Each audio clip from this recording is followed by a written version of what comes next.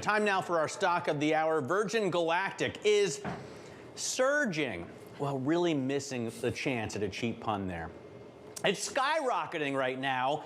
As it said, it would open commercial ticket sales. Bloomberg's Kriti Gupta joins us with the details. There's so much we could say about Virgin Galactic launching into orbit. It's up 30% in one day. But as you point out, longer term, it hasn't been a great ride. It has not been a great ride. But let's talk about the ticket sales here. Matt, I don't know if you'd go to space, would you? Would you go to space? Obviously, yes. Okay, I would not. But now that you Why would you not? It would be so much fun. I can't even do roller coasters. I can't go to space. This is too much for me. But anyways, for the folks who are in your camp, you can actually go to space, make an initial deposit of $150,000 with a total cost about $450,000 reservations. That's how much the reservation is going to cost for a 90-minute space flight. So interesting that they're going to start talking about that. The CEO saying that they plan to have their first 1,000 customers on board later this year in the launch of essentially their first commercial flight, and it would include some zero-weight gravity time, similar to the kind that you saw with Richard Branson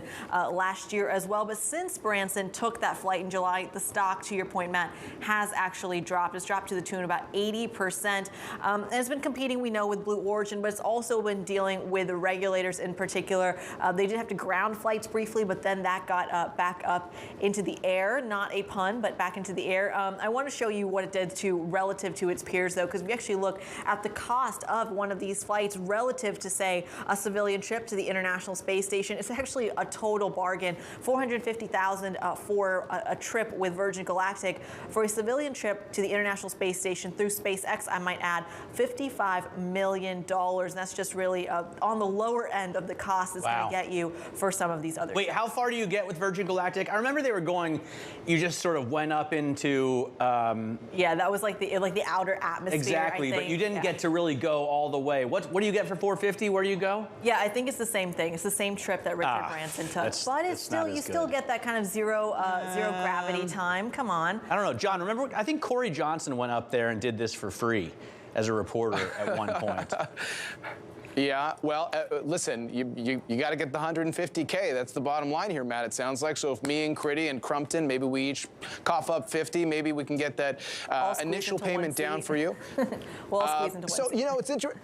But Kriti, you know, you're showing us the sort of the comparables and reminding us of Bezos' space ambitions and, of course, Elon Musk and SpaceX.